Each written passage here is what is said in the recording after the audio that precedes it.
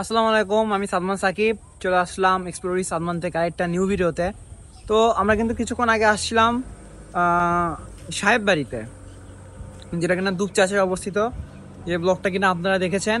তো সেখান থেকে আমরা চলে আসছি, এখন আমরা এই জায়গায় হচ্ছে হিন্দা মসজিদে, যেটা কিনা সেই ব্রিটিশ আমলের যেই বা মুঘল আমলের যেই একটা ঐতিহ্য, সেই ঐতিহ্যতে তৈরি করা এই মসজিদটাতে কাঁচ অনেকগুলো ব্যবহার করা হয়েছে এবং চীনামাটি ব্যবহার করা হয়েছে। কাঁচের উপর জানি সূর্যের আলো পড়লে সে জানি মসজিদটা একটা তার নতুন রঙে একটা রাঙে ওঠে। তো সেই মসজিদটা আমরা কিন্তু আপনাদেরকে কিছুক্ষণের মধ্যে দেখাবো, এবং এই মসজিদ সম্পর্কে যদি আমরা আরও কিছু তথ্য পাই সেটাও কিন্তু শেয়ার করব। তো আমরা আগে আপাতত মসজিদের ভিতর ঢুকি।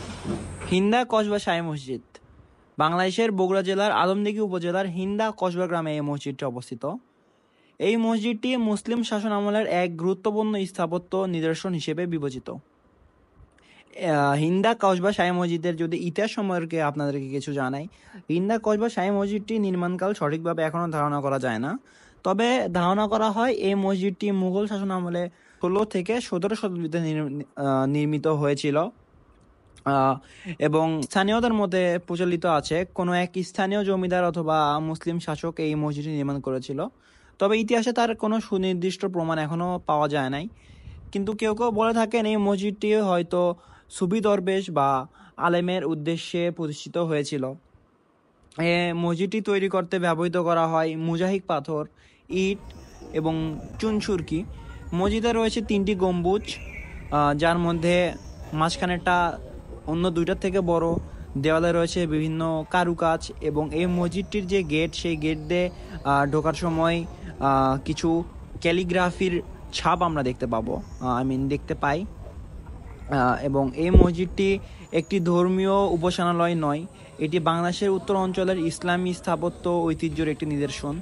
স্থানীয় মুসলিম সমাজ এটি একটি গুরুত্বপূর্ণ ধর্মীয় ও সাংস্কৃতিক কেন্দ্র হিসেবে বিবেচিত করা হয়।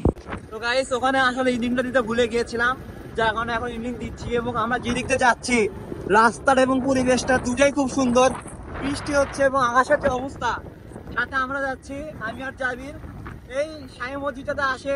শাহী মসজিদটা সুন্দর তো আমরা দেখেছি, বাট ইতিমধ্যে আমাদের অবস্থাও খারাপ হয়ে গেছে। বৃষ্টি, এখানে এই যে রাস্তা, এখানে কিন্তু দাঁড়ানোর কোনো সুযোগই নেই।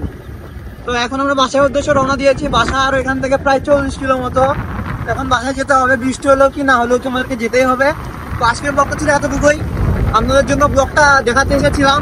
আশা করি ভালো লাগলো। আপনার ভিডিওটা লাইক করবেন, ফেসবুক থেকে যারা দেখছেন পেজটা ফলো করবেন, এবং ইউটিউব থেকে যারা দেখছেন ভিডিও ভালো লাগলে ভিডিও লাইক করবেন, এবং ইউটিউব চ্যানেলটা সাবস্ক্রাইব করতে কিন্তু ভুলবেন না।